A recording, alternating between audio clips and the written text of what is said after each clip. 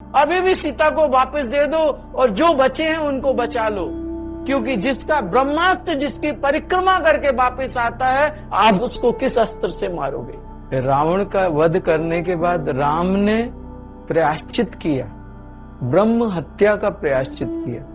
तुम कर्म से कुछ भी हो सकते हो, तुम्हारे कर्म ही निश्चित करते हैं कि तुम शूद्र हो या वैश्य।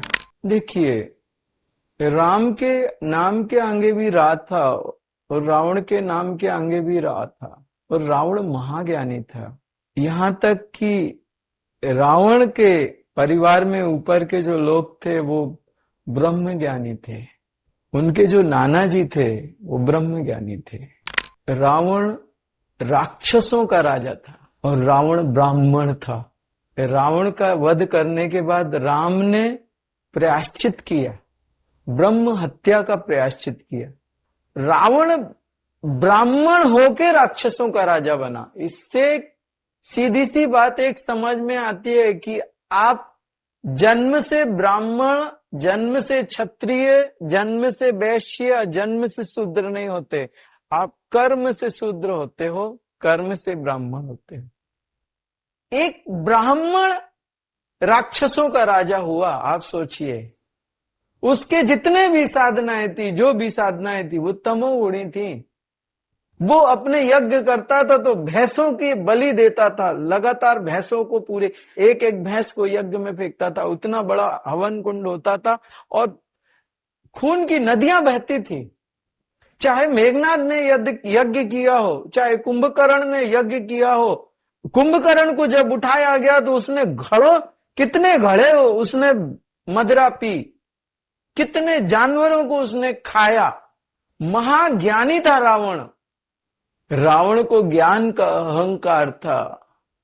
रावण जब राम से युद्ध करने को गया तो शिवालय में जाके रावण ने कहा कि मैं जानता हूं आप राम का ही पक्ष लोगे, मैं जानता हूं मैं गलत हूं, मैं सब कुछ जानता हूं, लेकिन ये आपकी ही माया है कि शक्ति आने पे अहंकार आता है, मद आता है। वो मुझ में भी आया। ये आपकी ही महामाया है, इसमें मेरा क्या कसूर। मैं जानता हूं मैं मरूंगा, लेकिन मैंने पाप किए और मैं उसको भोगूंगा। मैं मरूंगा, मैं हारूंगा, लेकिन मैं हारते समय भी मेरे अंदर वैसा ही गौरव रहेगा। रावण जिया है गौरव से और मरेगा गौरव से।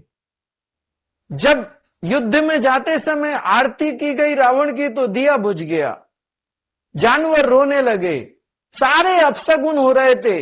जब युद्ध के लिए रावण निकलने वाला था, सबने कहा ये अपशगुन है। रावण भी जानता था ये अपशगुन है, मेघनाद भी जानता था अपशगुन है।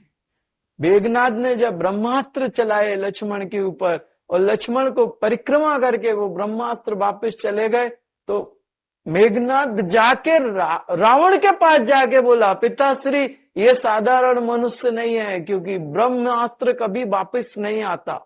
ये साधारण मनुष्य नहीं है, ये पूरे वंश को नष्ट कर देंगे, कुछ नहीं बचाएंगे, सब खत्म कर देंगे। अभी भी सीता को वापस दे दो और जो बचे हैं उनको बचा लो, क्योंकि जिसका ब्रह्मास्त्र जिसकी परिक्रमा करके वापस आता है, आप उसको किस अस्त्र से मारोगे। ये विष्णु अपनी लीला माया फैला रहा है और विष्णु ने पूरी माया फैलाई है। आप वापस जो बच सकते हैं उनको बचा लो और ये युद्ध खत्म कर दो। तब रावण ने कहा था, तू डर गया है, युद्ध के मैदान से तू वापस भाग के आया और मुझे ज्ञान दे रहा है। तब मेघनाद ने कहा था, पितृभक्ति तो मैंने राम से सीखी है। अपने पिता के एक वचन को स्वीकार करके राम ने राजगद्दी छोड़ के और जंगल में आ गया। अगर मेरे पिता के ऊपर कोई बात आती है तो मेघनाद पहले मरेगा। अगर रावण को मरना है तो मेघनाद पहले मरेगा। जब तक मेघनाद है तब तक रावण के ऊपर कोई बात नहीं आ सकती। पुत्र पहले खड़ा होगा। और मेघनाद अपनी पत्नी को, उसका नाम शायद सुलोचना था, उसको कह के गया था, ये अंतिम समय है, मैं जा रहा हूं और ये समय मैं अपनी पितृभक्ति के लिए जा रहा हूं। मुझे मालूम है अब वापिस नहीं आऊंगा मैं। अपनी मां से अंतिम विदा लेके गया था मेघनाद। सब पता था, मेघनाद को भी पता था, रावण को भी पता था, कुंभकर्ण को भी पता था, सबको पता था। पहले ही डिक्लेयर कर दिया था ऋषि मुनियों ने कि भगवान नारायण अवतार लेके आ रहे हैं और पूरे राक्षस वंश का नाश करेंगे। पहले बता दिया था, युद्ध के पहले बता दिया था कि ऐसा ऐसा होगा, सबको मालूम था। लेकिन अहंकार, अहंकार तो अहंकार है, शक्ति का अहंकार, ज्ञान का अहंकार। रावण को ज्ञान का अहंकार था, शक्ति का अहंकार था, और राम को अहंकार का ज्ञान था। राम विनम्र थे, राम शांत थे, राम मर्यादा पुरुषोत्तम थे। तुम राम बनना चाहते हो या रावण बनना चाहते हो, तुम्हारे ऊपर है। बड़ा गजब है, ब्राह्मण कुल से होने के बाद राक्षस राज कहलाया और एक क्षत्रिय होने के बाद परमात्मा कहलाए। क्षत्रिय हमेशा ब्राह्मण के सामने झुकते हैं। सीधा सा एक संदेश, ये जो घटनाएं हैं ये कहती हैं कि तुम कर्म से शूद्र हो, कर्म से ब्राह्मण हो, कर्म से वैश्य हो। जन्म से कैसे कहा जाए? कैसे आप सिद्ध करोगे कि आप ब्राह्मण हो तो राक्षस नहीं हो सकते? पुलस्त ऋषि का नाती था रावण। पुलस्त ऋषि ब्रह्म में स्थित ऋषि थे। एक पुलस्त ऋषि का नाती वो राक्षस का राजा हुआ।